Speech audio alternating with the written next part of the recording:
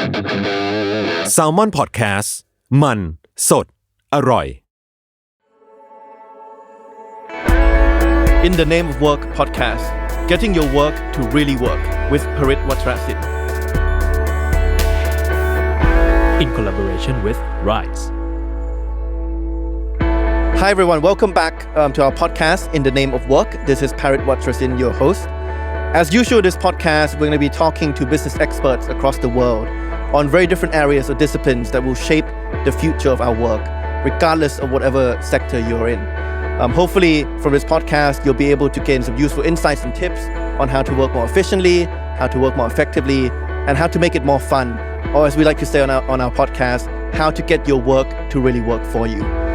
So for those of you who've been listening to our podcast before, you'll notice that a common theme that's popped up in almost every single episode is that a crucial factor in determining a certain company's success, whether it's a corporate or a startup, is the company's ability to actually understand their users and their pain points.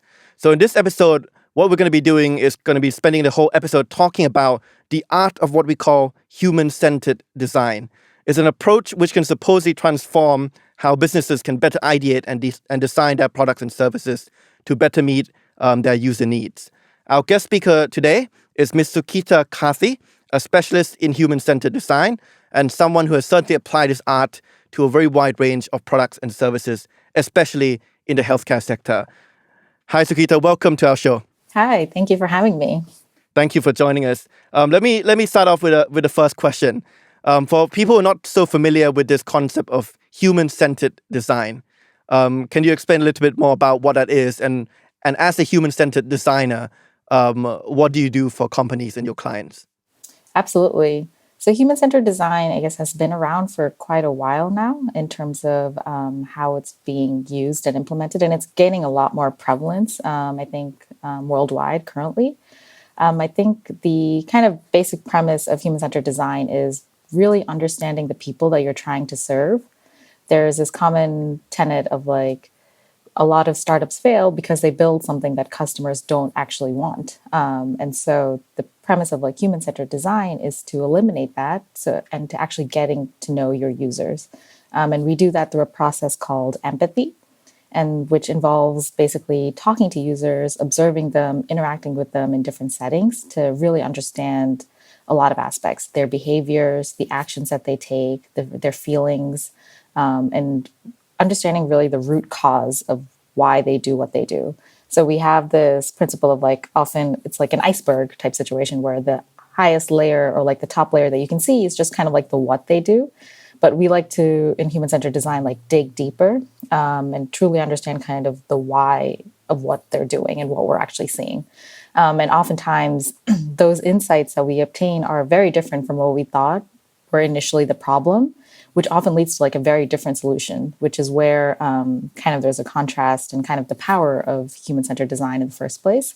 You're able to kind of go to those root causes, go to those underlying assumptions and underlying feelings and motivations in order to create products that improve those things or create behavior change or improve maybe a negative feeling in order to make it better. So that's kind of like, I guess, the first element of human-centered design that's really valuable. The other element is also, it comes in the aspect of prototyping and experimentation, which is very crucial to human-centered design, I would say. And it basically involves, we do, I guess, like if you go through the entire process, we start off with like interviewing and talking to users, whoever that might be based off of the problem. And that interview format could look a variety of ways. And then we use those insights to come up to like really understand what's different and what's unique. And we use that to like ideate and come up with interesting solutions. And then we like test. Oftentimes like you think you know what the right answer is, or you think you know what the solution is, but without testing, you have no real sense of like, is this actually something that's going to solve the problem? Or is this some assumption that I had? And is this just coming from me and not from like the user side? So the other big aspect of human-centered design is prototyping and testing, which involves like taking an idea or taking an assumption, building it out in some fashion, and then like testing it with our users. Again, so I guess the core tenet is like it's human-centered. So we're always turning back to our users and the people that are using this. And so how do we prototype and test it so that, again, we're questioning our assumptions. We're making sure that our decisions are based off of like user behaviors and not our own biases. And so that's kind of the other element of it. And so obviously it's kind of like a very cyclical process. I think a lot of like visualizations of it have it like very linear, but it often is, you have to do it multiple times and multiple rounds, and it's not just a one-time thing and done. And so that's kind of the other aspect of human-centered design is the element of like iteration, and being able to accept or like learn from failure, because inevitably you're going to fail in like a prototype or some form of test. But being able to learn from it, understand what worked, what didn't work, and then like going back to the drawing board and rethinking your assumptions or doing more interviews or like trying out a different prototype or like trying out a different problem statement is kind of the other element. And I think, the areas in which human-centered design is most valuable is when you have an ambiguous problem and you don't really know where to start or what to do. It could be like as broad as like redesigning an airport or like redesigning like travel in the world of COVID or something like that. And it's like so vague and so ambiguous. And so we have this principle of like navigating ambiguity, which is like what human-centered design is like really helpful for. It's like you don't even know where to start. And so why not start with like the actual people and the humans that are going to be interacting with this? And so that's kind of where it's really helpful. And I think human-centered design, when it comes to like companies and creating innovative products or features, it's most powerful when it's paired with the element of feasibility and viability. So feasibility being like how effective is your company or your team able to execute on a particular idea or solution? And do you have the capabilities to do that? And the viability aspect being the more kind of like business element where how sustainable is this model? Like you can make a product that maybe like solves the problem, but if no one's willing to buy it, or if it's not going to be like sustainable and ultimately you're driving towards like starting a company, then that's not a great model as well. So I think that for this framework of like working at this intersection it comes from IDEO. So like you want to understand the human elements, obviously the biggest elements, but also like the business and technical elements. So before we dive deeper into each step in that process, and thank you for laying out the framework so clearly, right? To kind of illustrate a little bit why human-centered design is so important, can you give kind of an example of, let's say, a product or a service that everyone is so familiar with, but you feel have not been designed in such a human-centric way? It hasn't been human-centered. Yes, it hasn't been. There's kind of a typical Silicon Valley example that I can give. There's a juicing company called Juicera. I don't know if a lot of people are familiar with it, but they created this really amazing, I don't mean to call them out or anything, but they're kind of an example that we use. They created this really amazing juicer to like juice like fruits, vegetables, and everything. And it looks beautiful and it has like incredible, I guess, like usability and everything. And the principle is like they would ship like these little juice packets and you would put that in this juicer blender thing and it would give you like juice. That sounds like a great product in theory. But I think as people, they like made it, they shipped it. I don't really know in terms of like what their process was like in building this. But the eventual like end use case was that people realized that you could just drink the juice straight out of the packets that they came in because it was already like pre-blended and everything. So you didn't even need this like very expensive equipment to make the juice for you. The packets that they themselves provided, you could just drink that on its own. And so if you think about that, then it's kind of like there was no reason for this product. And it's almost like if you had tested this, then you would have realized that like you could just like drink the juice without using this like very expensive machine in and of itself. And so that's kind of like, I guess, maybe a typical example of something that potentially wasn't human-centered in terms of like, it was human-centered in terms of like the actual machine that they built and like the way that you could use it, but the actual like how people interact with it on a daily basis, it kind of failed there, I would say. So let's take that example as kind of like a straw man, right? So what do you think happened in that process, right? So if someone designs a product or a service that did not involve kind of testing with users, what is normally the thought process that goes into those people, right? So what would be kind of the common pitfall that people make, or the common kind of assumptions that people make, which ended up with them not kind of testing it with users before they actually launch the product, right? Yeah, I think there's probably a few, and I'm definitely like guilty of like making mistakes when it comes to thinking what the best solution is. A lot of it comes from your own biases and assumptions. You think that you know the best product or the best solution to address a particular problem.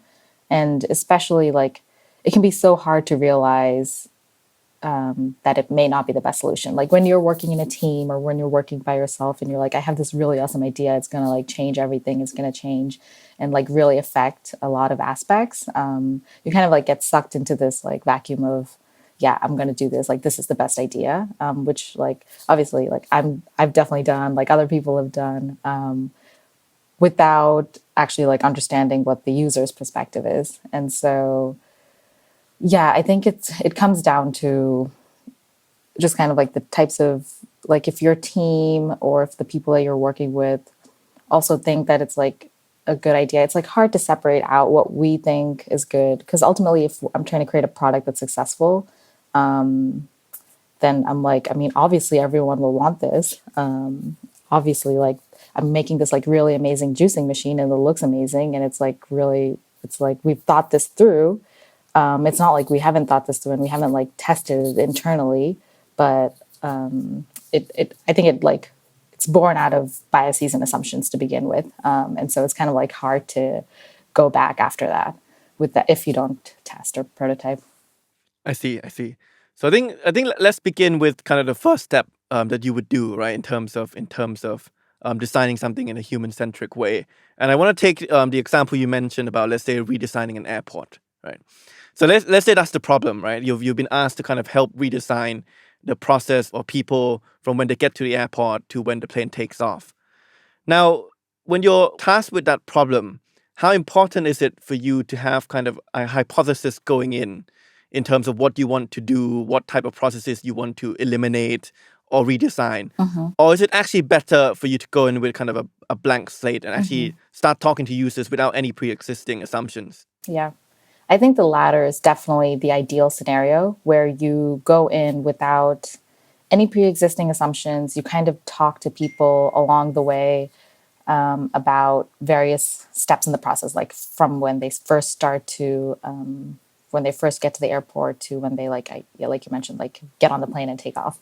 But in like a real scenario, or if you're working at a company that's working on this, oftentimes you need a little bit more of like grounding, and you don't have the luxury of time and resources to be like, I'm going to start like completely blank and I'm going to just see where this takes us. And often you have to go in with the hypotheses.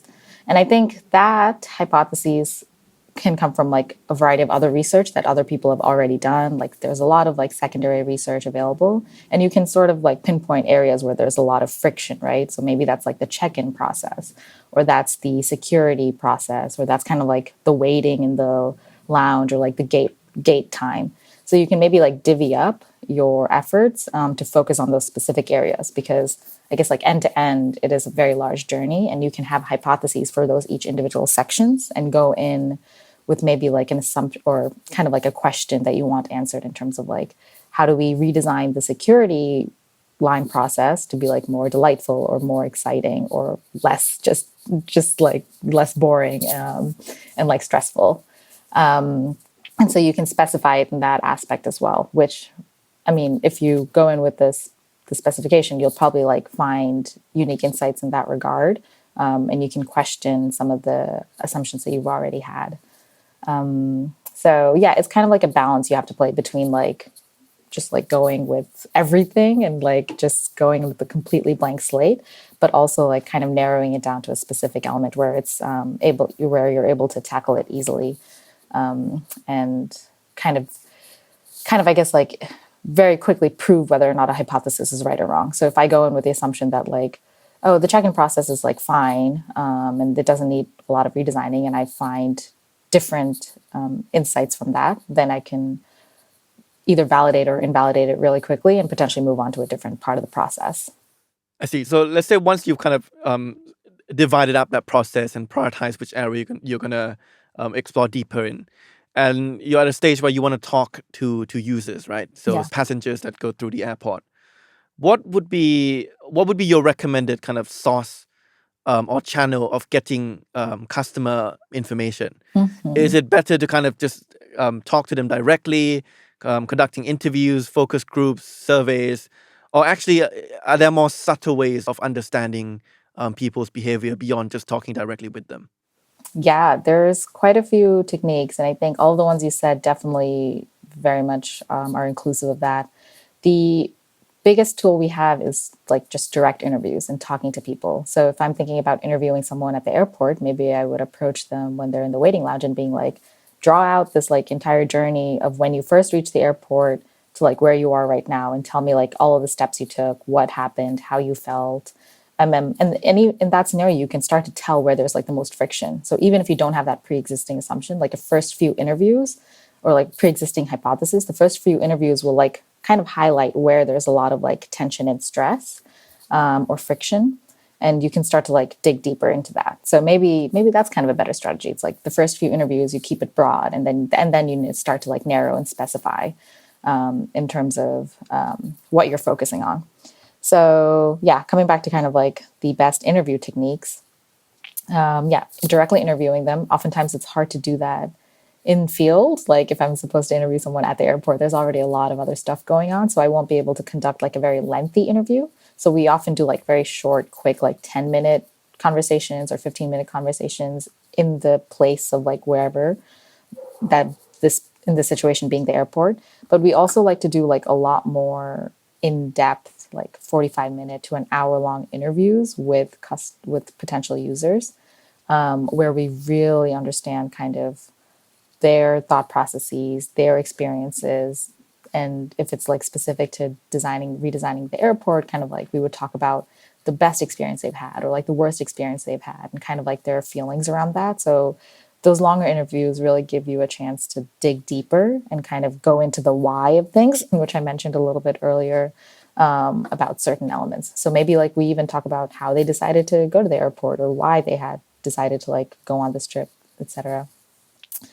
So those are kind of like the two big techniques. And other ways of doing it, there is a lot of opportunity to do like observational interviews where we would just go to the airport in this situation and see what people are doing and like notice different behaviors, different people, and see how they're interacting at different points in the process. And so that's kind of like it's a subtle way, but you're able to pick up like a lot of behaviors and actions that you probably don't notice when you're like going through the process yourself. But if you're there deliberately to notice these things, you can start like noticing very different behaviors and tendencies, which can be really insightful because oftentimes what people say doesn't match what they do. So in a way, like having this like perspective into what they're actually doing is really valuable.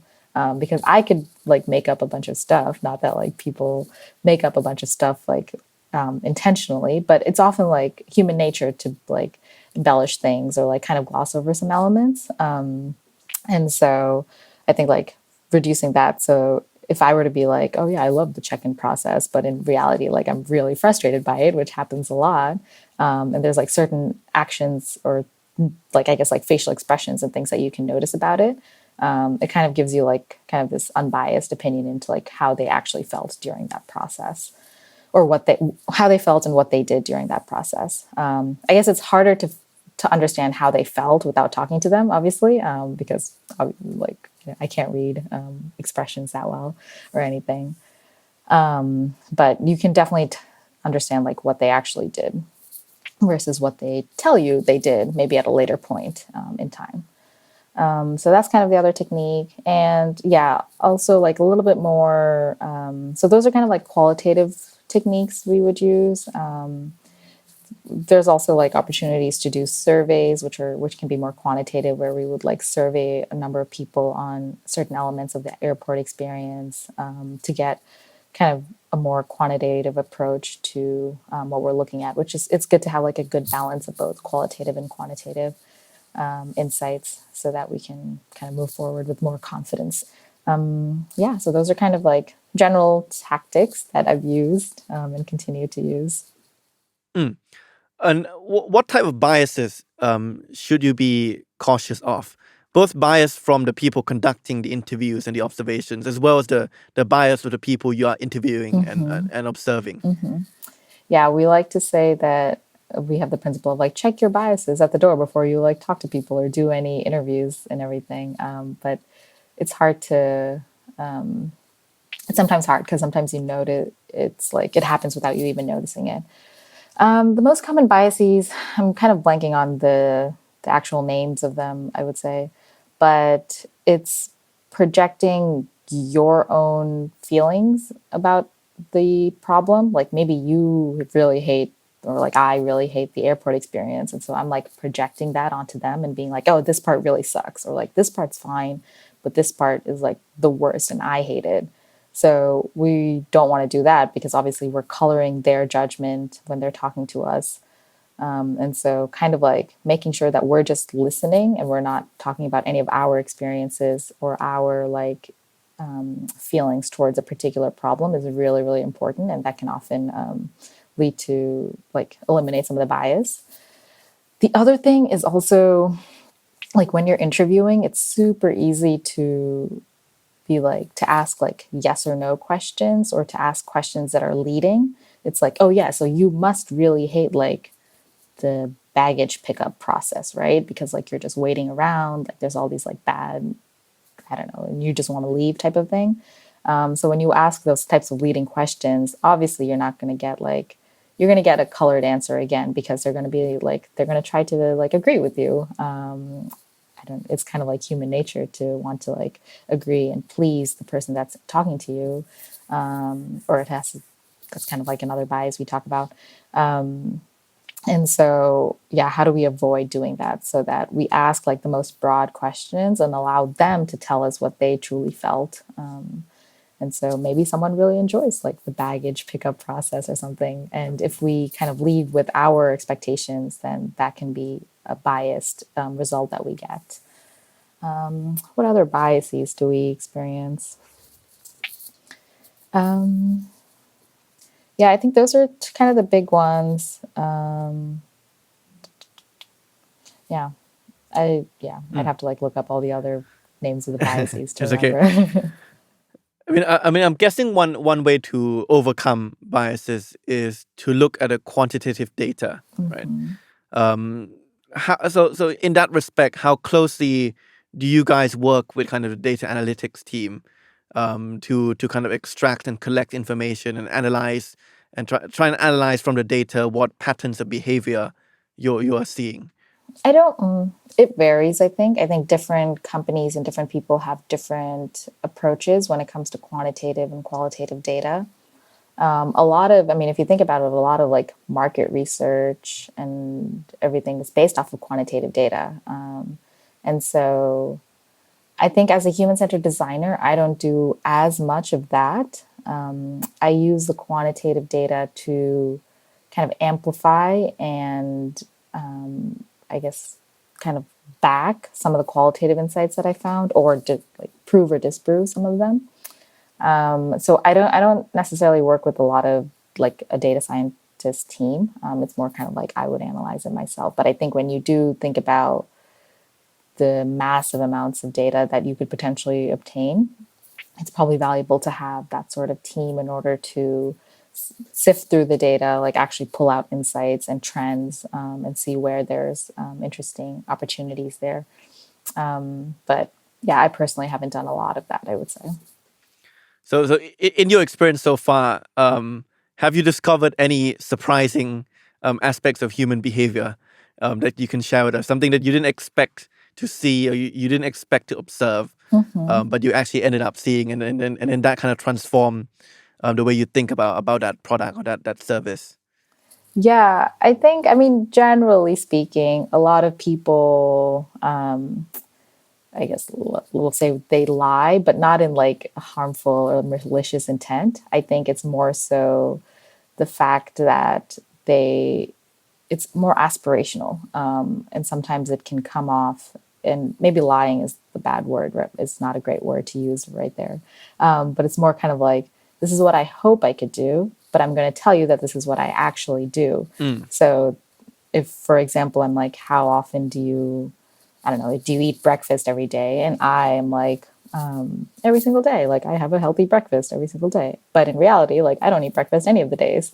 And so it's not really like, it's not like a lie necessarily, but it's just kind of like, yeah, it's not the reality of what actually happens. So that's kind of an interesting element that you have to like overcome, because it's like, how do I understand like what they're telling me is like actually what they're doing versus when it's not, because that can obviously like affect how we're designing the product. Because if you tell me that you have breakfast every single day, then I'm going to assume that's not a problem. Whereas if you don't, then it's like kind of, it could be an opportunity for something or whatever.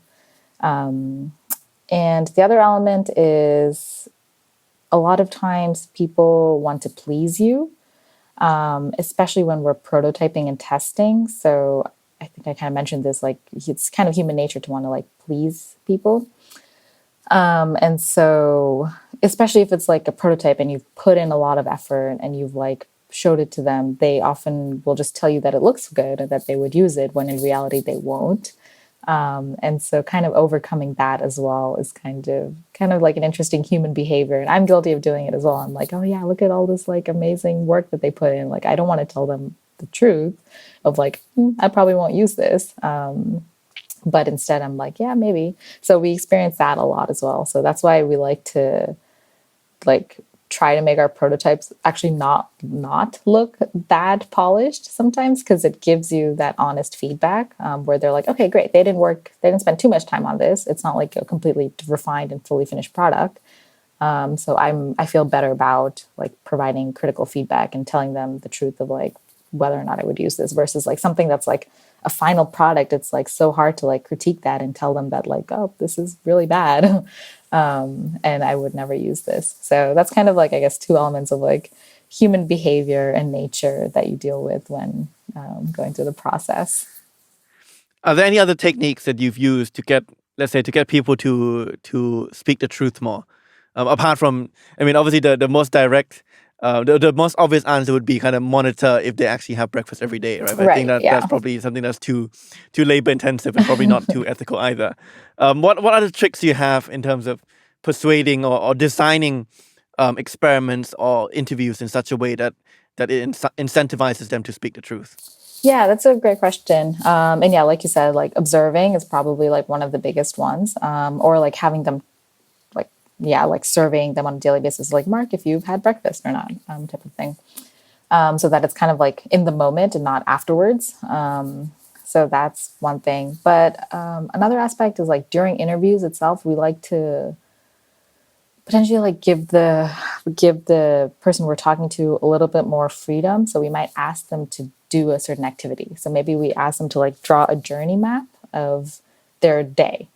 And so it doesn't put the focus on like breakfast necessarily, but it's like their entire day. And so they would tell us like, oh, what does your typical day look like? And maybe it's like, yeah, I don't really eat breakfast, and this happens, and then that happens, and then like blah, blah, blah, blah. And then the rest of their day goes on. And so it's kind of opening up the timeline and putting it in kind of their hands to tell us like really what happens during their day. So having an activity like that can be really helpful to understand what really happens. We also like to do extremes. It's like, tell me about the best like airport experience you've had, or like the worst airport experience you've had. And that can also kind of help you gauge where they are and kind of their experiences in terms of like, maybe it's like, tell me about the best week you've ever had. And in that instance, you notice a pattern of like, oh yeah, they ate breakfast every single day. That could lead to something. What else do we do? We also do a lot of like association activities. So maybe it's like a bunch of printouts or like images, or it could be like images or words. and we would tell them to like match their words with either maybe like a positive feeling or a negative feeling, or like a certain word versus a certain word. And so those kinds of activities as well can help kind of get deeper, as well as getting into the why and the true nature of what happens. Let's say if you move on to kind of the prototyping stage and you test your prototype with users. How do you prevent the risk of kind of a herd mentality kicking in, and then users kind of in the same group, when one person who's quite outspoken say that they like the product, then everyone likes the product. Or if you get one outspoken person who's quite critical, then everyone starts criticizing the product.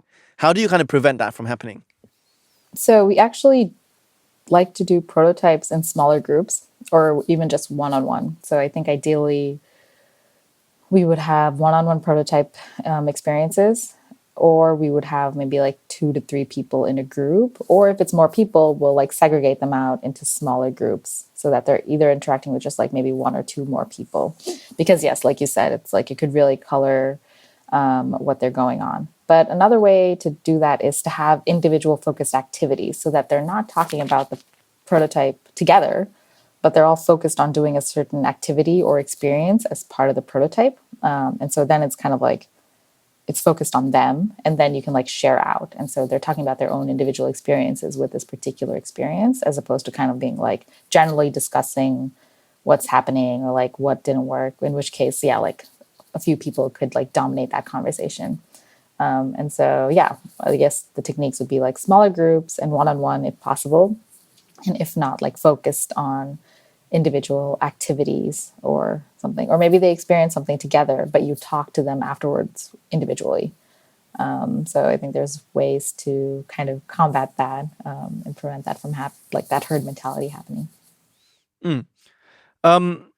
Is it more difficult to design a new product or service, or is it more difficult to actually redesign an existing product or service, both from the perspective of the team, right? Because once they've kind of launched a product, they might have a certain attachment to it. So there's a slightly more resistance towards editing or revising the product. And also from a user perspective, like once they're a bit accustomed to using that product or service, how open are they to a revision of that product? Yeah, I think it's definitely harder to redesign an existing product. Yeah, and I think you nailed kind of the reasons. One, yeah, within the team itself, there can be a lot of pushback. It's kind of like sunk cost approach mindset, where it's like, we've already put so much effort into this, like there's no point in redesigning this. Like we know that this works to a certain extent. What's the point in doing that? So kind of overcoming that initial hurdle. And then also like redesigning the actual product or service can be kind of hard, because there's already like certain things in place, certain things that have been developed, and kind of like starting over, like redoing all of that can prove to be a little bit difficult, especially when there are users already using this particular version of something. So you have to like think about that as well. It's like, how do we make sure that we're still serving them? Because obviously like you don't want to just like drop them off the bat. But how do we also make sure that our product is doing the best that it can? So I think it can be probably harder to redesign an existing product as opposed to like starting from scratch, because when you start from scratch, you have nothing really. And so you can like go in with completely blank slate and no assumptions, and you're not working off of like, oh, but we know that this element of this feature works, and so how do we include that as well? Or like, how do we like change an aspect that's not working and incorporate it into this like larger product? So you're already kind of like working within these constraints and boundaries. But that's not to say, I mean, oftentimes constraints can be a good thing, because otherwise if it's like too broad, and then it's just kind of like, it's often harder to be like creative in a way, and it's harder to like scope it to a way that's effective. So sometimes like having constraints can be helpful. But yeah, I think so. Finding a balance of that is really important, both when you're redesigning a new product where you want to like open as many constraints as possible, and when you're like designing a new product where you might want to implement a few constraints here and there so that it's not crazy. Can you potentially share with us an example of a product that you designed from scratch or you redesign that you're most proud of, and kind of take us along that journey of what steps you took and kind of what the resulting impact was. Yeah. So I think I could talk about maybe my master's thesis project I did in grad school, and it'll be hard to talk about the impact because like we didn't actually launch it, but we'll talk about it anyways, I guess. The premise or like the problem statement we were going in with, or the topic area that we wanted to tackle, was kind of generally mental health, physical health, like social and emotional health amongst millennials, which is like a lot of things in one.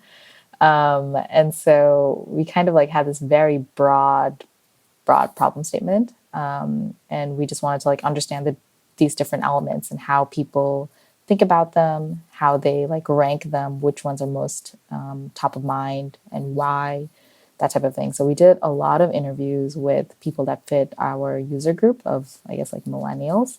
And we started to notice like a few trends or instances where certain elements were more pressing than others. And so we started to like identify, like narrow down our user group. Really, we were like, oh yes, we're looking for people that have like transitioned in some way recently. And so we are able to like use those as opportunities to redesign aspects that they are focused on. So like if someone's like, I want to improve my mental health, or if I want to improve my like exercise, it's really hard to do that when you're in like the same routine over and over again. So it's like, how do we create a break in that routine, or use a break in that routine to inject and influence change? So we created, I think we created many, many prototypes for this. And it went through many rounds, excuse me. The first one was kind of more focused on like this daily like guided path type of thing, where each day you would have a different activity focused on like a different health aspect. So we tried that out. We realized that didn't really work because it's really hard to get people to like stick to a certain thing every single day. Like creating routine and creating like habits or like behavior changes is really, really, really hard.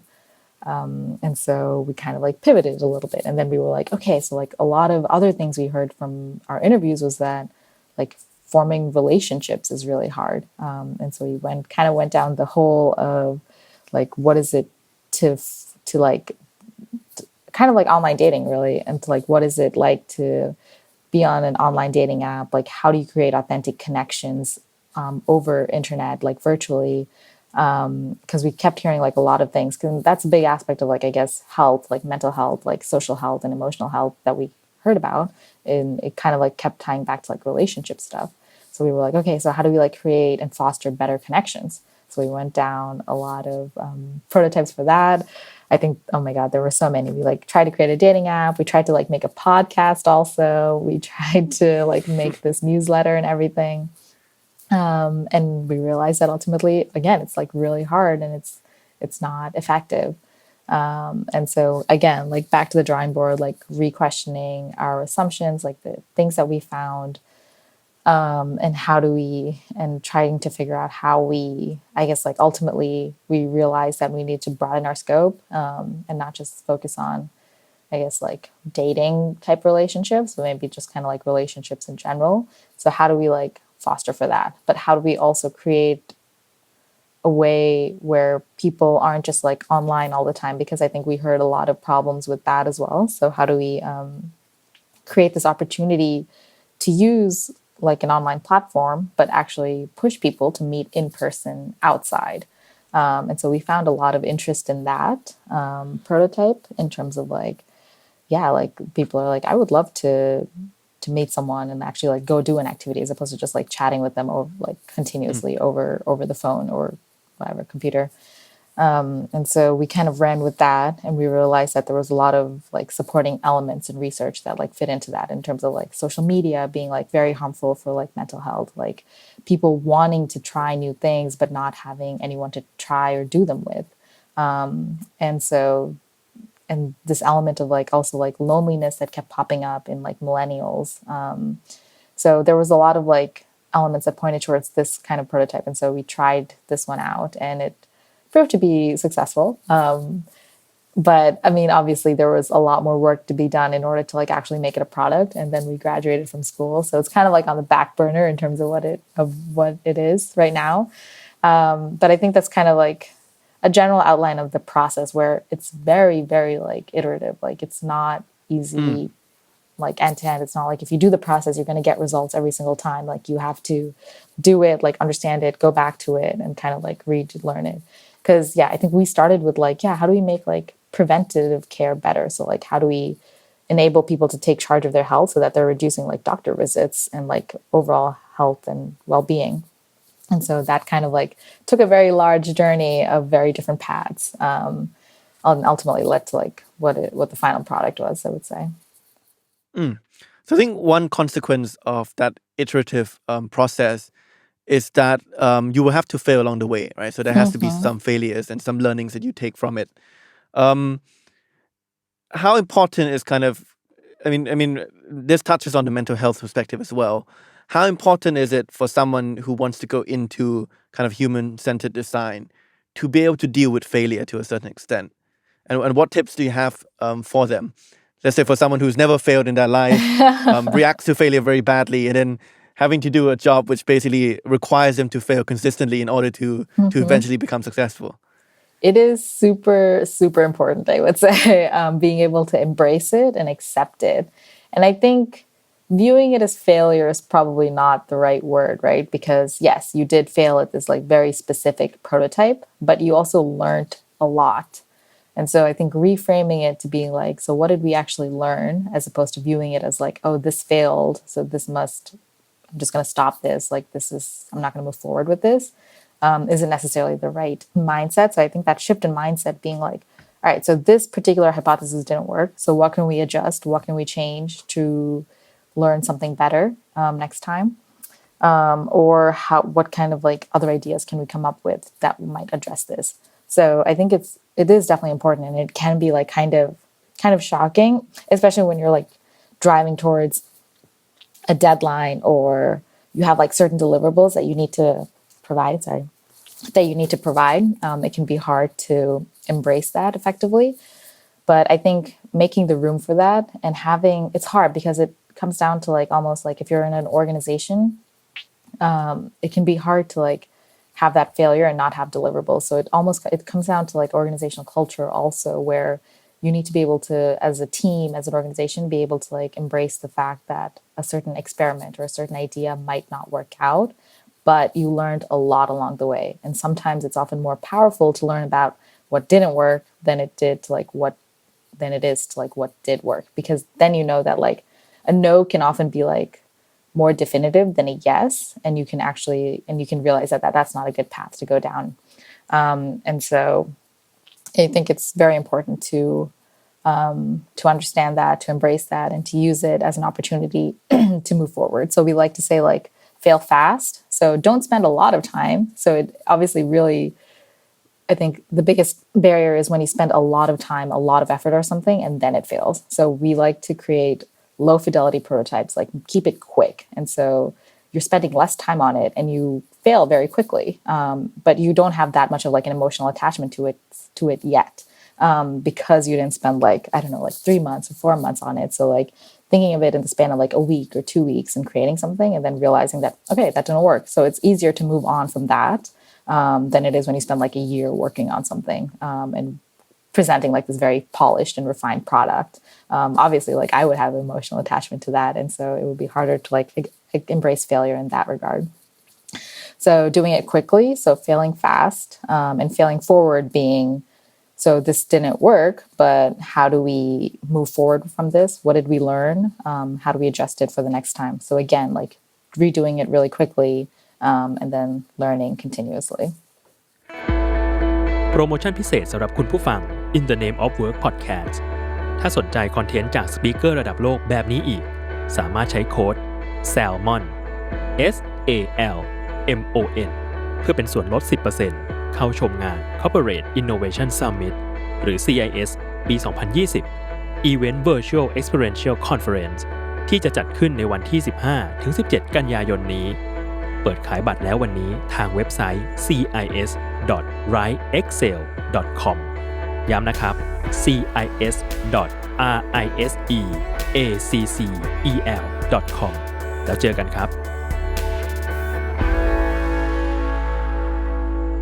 I want to switch gears a little bit now and go into a conversation about healthcare.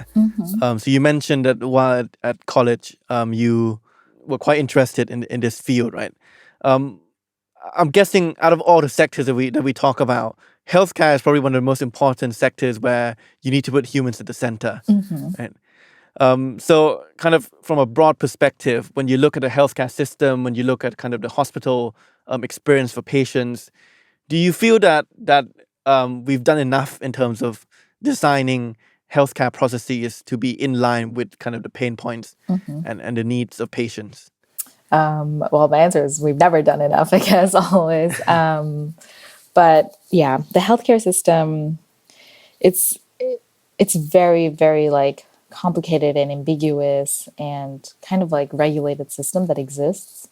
And the difficult part is you don't just have one user, you have multiple stakeholders because you have the patients, but you also have the physicians and doctors, you have the nurses, you have kind of all of the hospital staff, you have administrators. If you're thinking about like insurance, you have like the insurance companies, as well as like all the people involved in there. You have governments often playing a role in healthcare. So it soon becomes more than just the patient itself. And so there's all these like other stakeholders that you need to take into account, which is where it gets complicated, right? Because you need to not only redesign for the patient, but you need to like redesign for all these other elements as well. And so if you think about like the healthcare system in general, there's like so many things. You could have like the hospital experience, or you could have like which involves all these stakeholders, or you could simplify it a little bit by focusing on patient-focused products or services. So there's currently like a lot of at-home kits and tools that you can order as an individual. And so that design process could potentially be a little bit easier because you're like working with this individual person.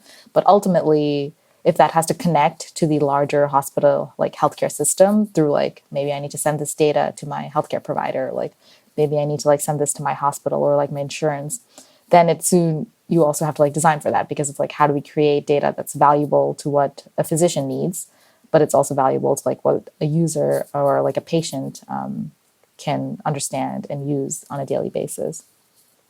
So I guess there's a lot of aspects to consider. And so it definitely is kind of a complicated space to be in. But I think it's also the most exciting because you have a lot of potential and opportunity to really redesign like a fundamental aspect of like being human, and that's your health. And so there's so many, I guess, like problems when it comes to healthcare. And so I really do love like putting the power back in the hands of patients or physicians, and like separating it from the regulatory system can be powerful and rewarding.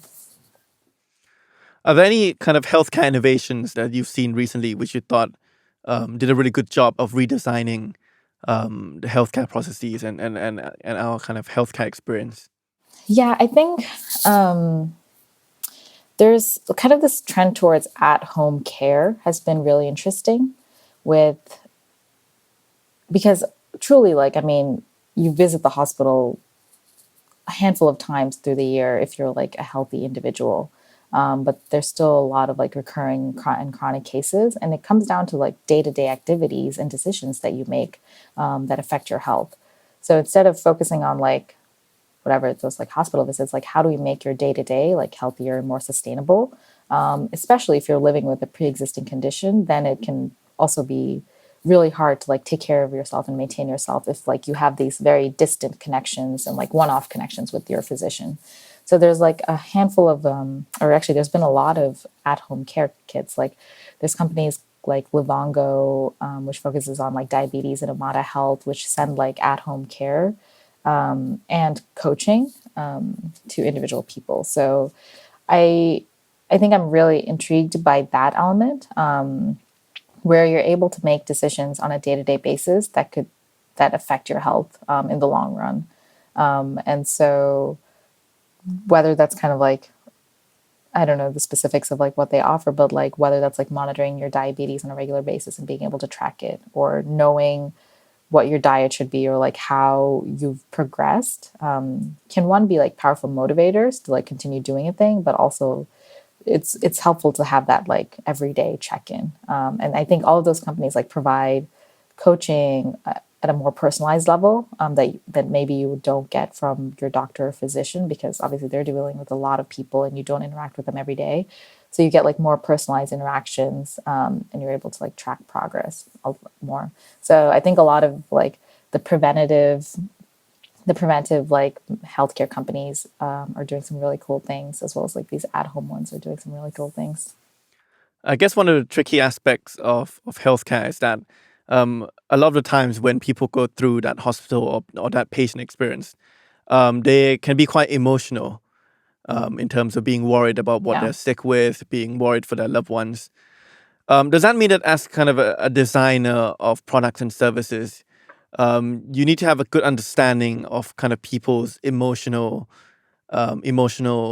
triggers? Absolutely. Yeah, it is definitely, it can be obviously like very emotional when you're dealing with health related things. So definitely important to know where that boundary is, because yeah, as much as I want to like truly understand like feelings and all of those stuff, it's important to recognize that I might never be able to like fully empathize or sympathize with this other person when they're going through something that's very personal and very, I guess, like emotional and stressful. So it can, yeah, I think it is important to like recognize where that lies, and understanding when it's time to like kind of pull back from the conversation. I mean, that being said, a lot of people are like very open and honest, and I think that's kind of like another general human behavior. You tend to think that like people don't want to like talk to you about things, but I've found that a lot of people are willing to like open up when you take the time to listen, and so it can be very powerful tool as well. And it's kind of, yeah, if it's helpful for them to like talk about it, then I'm just there to listen, really. So it's kind of their story and they can lead it to wherever they want to take it. So if they want to go deeper and if they want to talk about more things, then I'm just here to listen, really. But I don't think we would ever push as much if they're not comfortable or willing to talk about certain aspects. So kind of the power lies in whoever we're talking to. And so kind of, yeah, recognizing that, and I guess being careful with it, because ultimately we're just having a conversation. So, I mean, I think one of the things about kind of anyone's hospital experience is that no one ever likes being in a hospital, right? And I think I saw one example just to share with you and see how you think about this. Is I saw a hospital once in the pediatric unit. They renovated the kind of the pediatric department to not look like a hospital, right? So they're renovated in such a way that it looks more like a playground, for children who come in as patients. Is that something that you've seen kind of in kind of your field as a way of kind of redesigning and making the hospital experience a little bit more pleasant? Yes, absolutely. I would love that. I think hospitals can be very dreary places, and it's already kind of like an emotional like suck on like on yourself when you're going in. That reminds me, like there's a really good example of, oh wow, I'm blanking on his name. He was anyways, the general story is he redesigned MRI machines for children, because the MRI machine is like very scary and intimidating. But he like redid that entire room to make it seem like they were going on this journey. So like one of them was like jungle themed, and they had to like go through the rainforest. And a part of that experience was like getting into the MRI machine and like going through that process. Or it was like being a pirate, and like sailing the seas. And so even those like small elements where you're not actually like redesigning a lot, you're just like changing this room to have a little bit more of like a story, a little bit more of like an experience than it just being into like this kind of like cold, sterile box, especially when you're dealing with kids. And so you're able to like engage them a little bit more, and it's a little bit more of like a delightful experience for them to be able to like participate in it, so that, you know, they feel engrossed in the story, and it's also helpful for, I guess, like the healthcare practitioners who are doing the MRI they're able to like if they're able to like work with the kids, because it can be hard to like get them to like stay still, et cetera, et cetera. And so, yeah, I think those elements of like redesign, even though they're like small, they like spark joy. And they're just like small bursts of, I guess, like delight in an overall experience that can really transform something. Do you see any future trends in healthcare changing permanently as a result of this pandemic? Or do you think all the changes that we're seeing at the moment are going to be only temporary? That's a great question. I think the pandemic has definitely shown like a growth in telehealth services and at-home services, I would say. I think a lot of hospitals started doing like virtual visits and all these sorts of things, which they had already been doing to a certain extent before, but now with COVID, they like kind of pushed all of their regular visits to virtual ones if you didn't have to see them in person, right? Obviously, there's certain elements where you need to be there in person. So I do think that in the future, we're probably going to see more of that happening when people realize that, yeah, you don't actually have to like be in the same room for like the doctor to be able to understand what's going on with you for certain aspects. So even though it might not be as high as it was during COVID, I think it'll be higher than it was before. Which, yeah, I don't know. I don't know if that's necessarily like, it could be a good thing in terms of like more access with people who are potentially more remote in remote places because they don't have to travel like 3 hours to get to a hospital or a physician, especially if they're dealing with a specialist. And you're able to like get access quicker and easier. It could also help with, I guess, just like hospital administrative burden in terms of like being able to open the space and room for people who truly need to be there in person and eliminating kind of the like the primary checks that are more casual and et cetera. So it could, I think it could be an interesting trend to see. Yeah. Yeah, I think generally we're realizing that a lot of things can be done virtually now. So, yeah, see that brings me on to my next question, which is, are the techniques for designing a product or service different for online products and services versus offline products and services?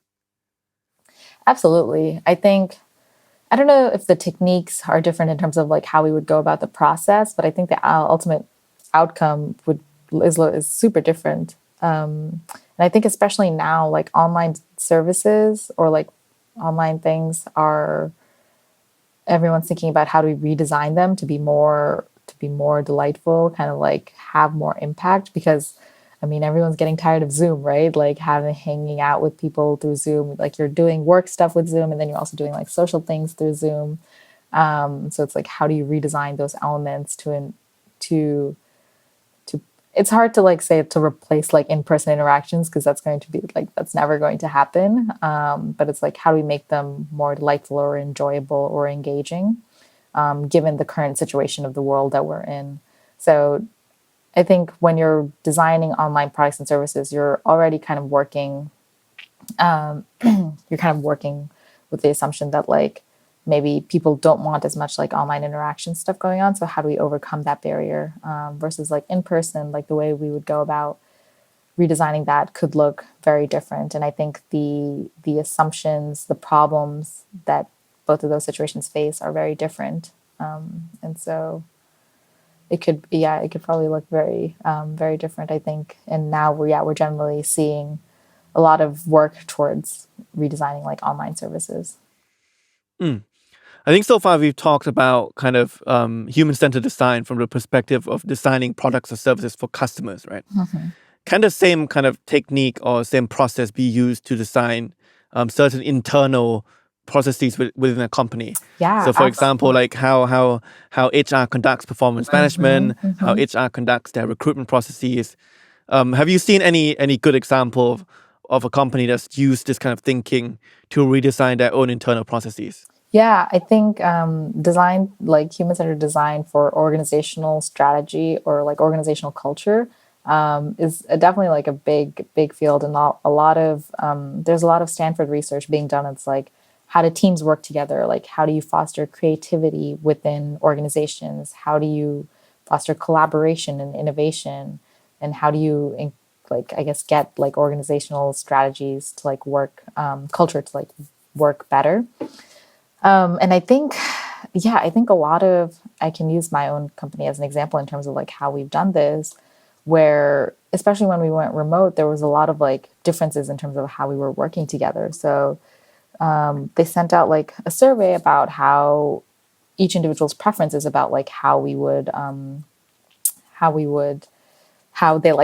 they prefer to work, especially in like an online setting and work from home setting where we're not interacting on a day-to-day basis. So even that small element of like asking the employees like their preferences and then using that to drive decisions later really helped out. So for example, like one of the things that came out of that was like there was a large trend towards like people preferring no meetings, like Tuesday mornings or Wednesday mornings or something. So we like had org-wide no meeting blocks. We realized that long Zoom meetings are really, really draining. So we've like agreed as a company to like have shorter ones or like have a strict agenda and following that. So these are like very small. There's nothing like super innovative about like any of these, right? But it's the element of like asking the employees and working with them, that's human-centered, to understand like where things can be moved. And so even if you think about elements of like how do we redesign the office space to like foster more collaboration, but also like understand that people need to like be productive and need heads downtime, like understanding how each individual person works in the organization can be really helpful in terms of driving towards shifts in culture.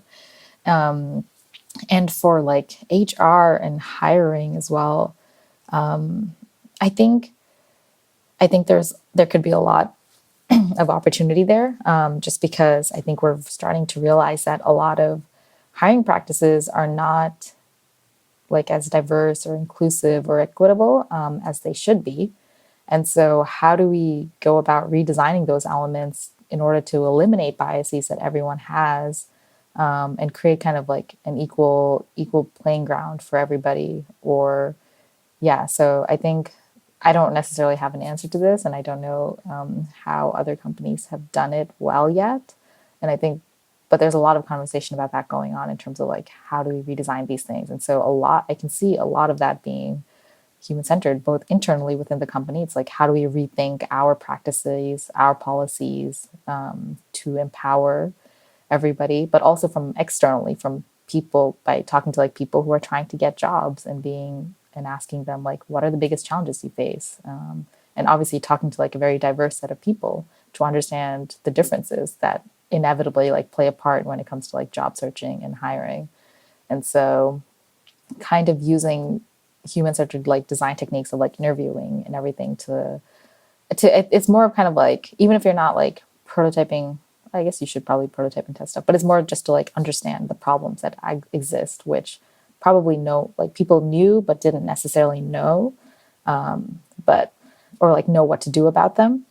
But so kind of like shedding light into that and questioning our current practices as they exist. What about in your kind of personal life, right? Can you apply kind of this sort of thinking to? I'm thinking out loud here, like redesigning certain personal events. So whether you're going on dates, whether you're planning your kind of family vacations. Yeah.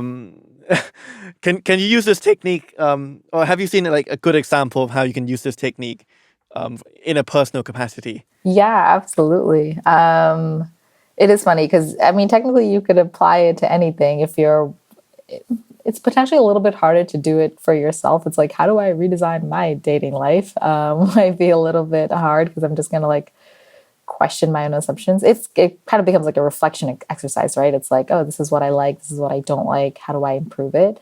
But I think it would be interesting, like if you were to talk to like friends and family and ask them about their like dating experiences or their travel experiences. And you can use that as kind of like a grounding point to understand kind of the differences that people have, to see like why certain things matter, why certain things don't matter.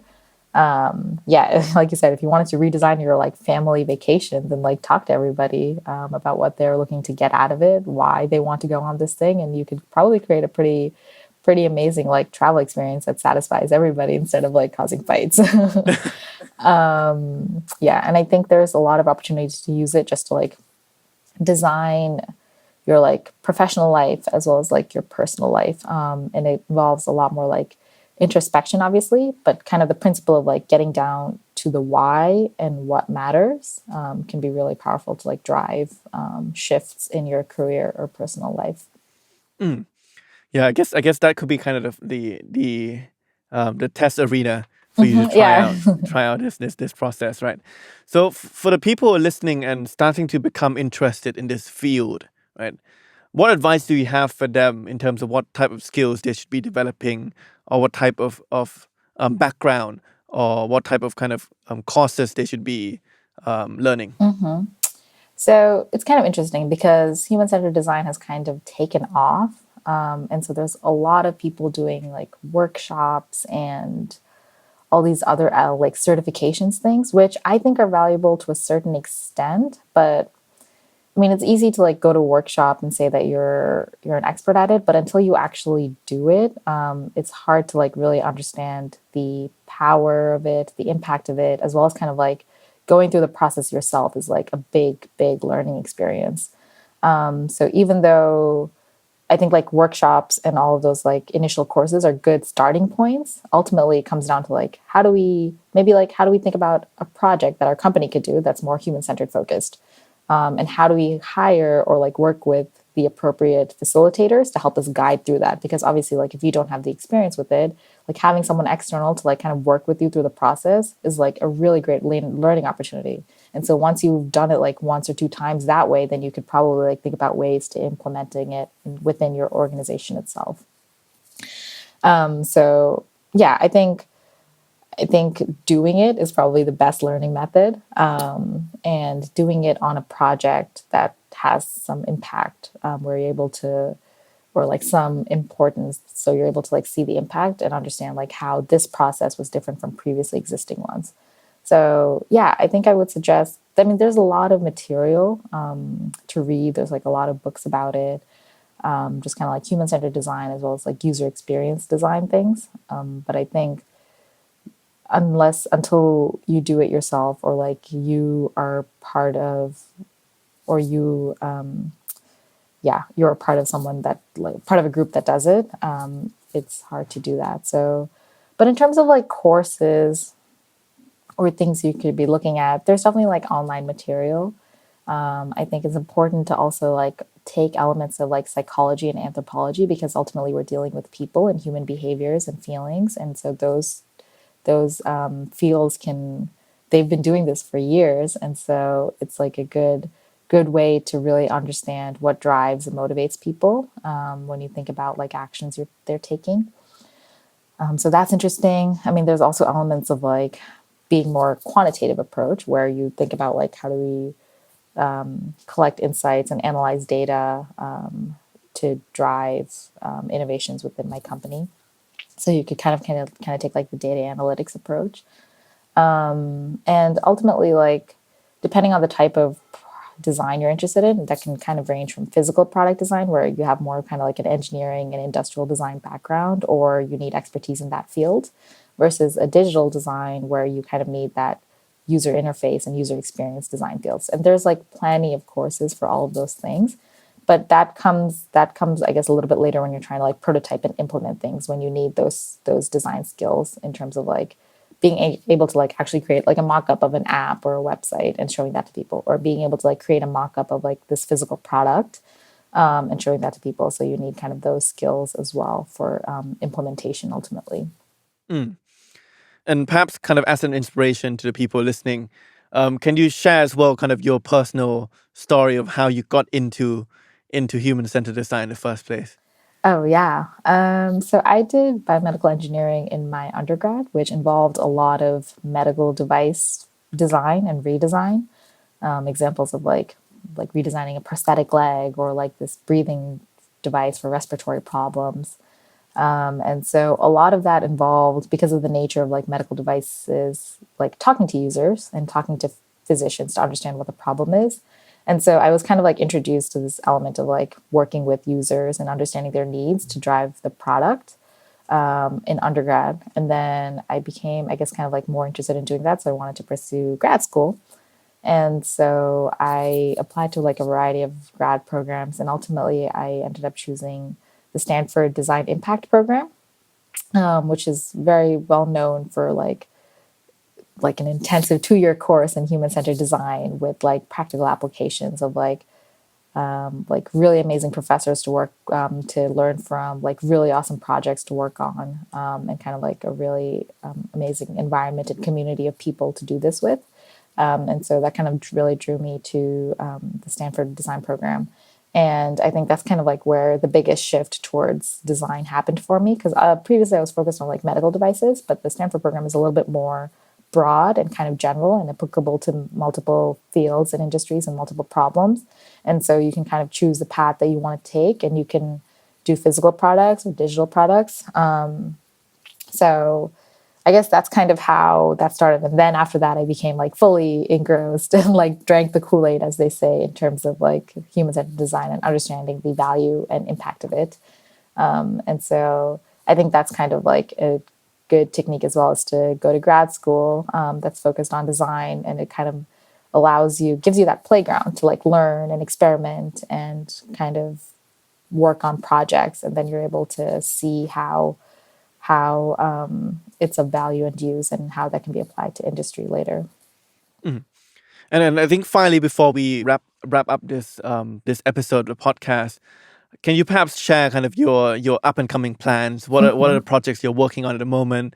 What is your dream project? So let's say if you set a goal of a certain product or service you want to design, what is that kind of next big thing that you want to work on? Yeah. So currently I'm working at an education technology startup, so a little bit different from healthcare. But we work with social impact organizations around the world to help them educate and upskill themselves so that they're driving towards the impact that they want to make. So I'm currently working there, and I've been enjoying kind of my role in terms of like talking to various, doing a lot of user research with various social impact organizations and designing new features.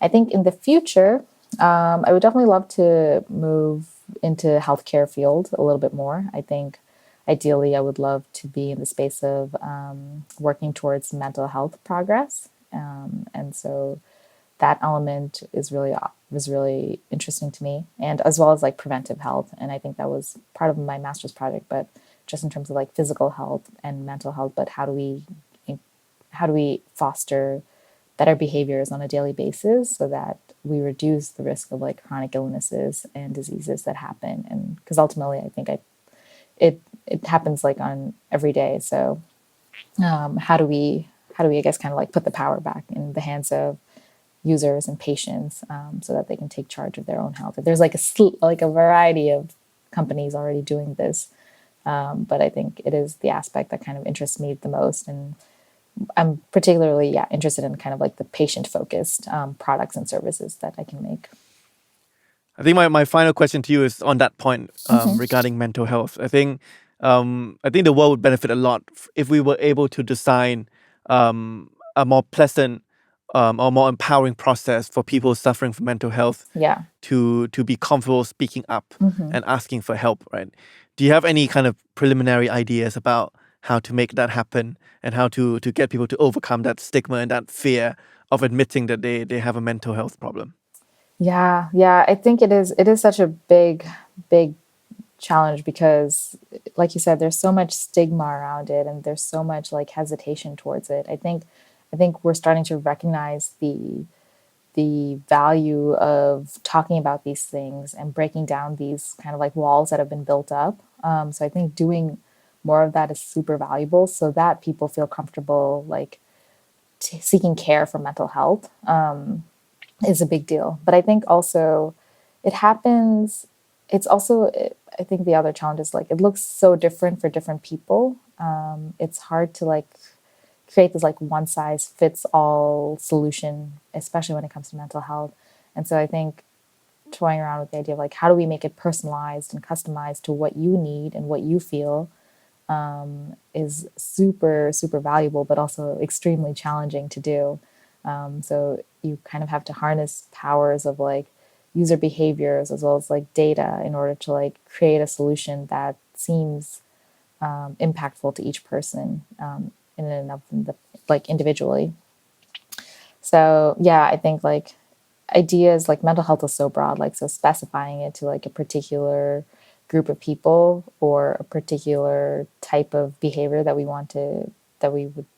want to like work on is super important. I think like off the top of my head, like college students, there's a lot of mental health issues there. And so like, how do we redesign for that?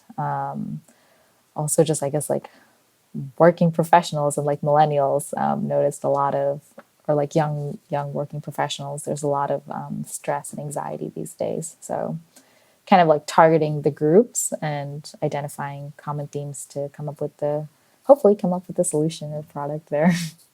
Oh, best of luck on your journey. Thank you. And I think, thank you very much, Sukhita, for joining us today and sharing, I think, not only giving us a clearer picture of what we mean by human-centered design, but actually giving out very practical tips and tricks as well about how to conduct each step of the process. So a big thank you to you for being part of this program. Yeah, thank you so much for having me. It was my pleasure. Thank you very much. And for anyone listening in, if you want to hear more of these great conversations, please do tune in every Wednesday to our podcast, In the Name of Work, every Wednesday via Salmon Podcast. Thank you very much.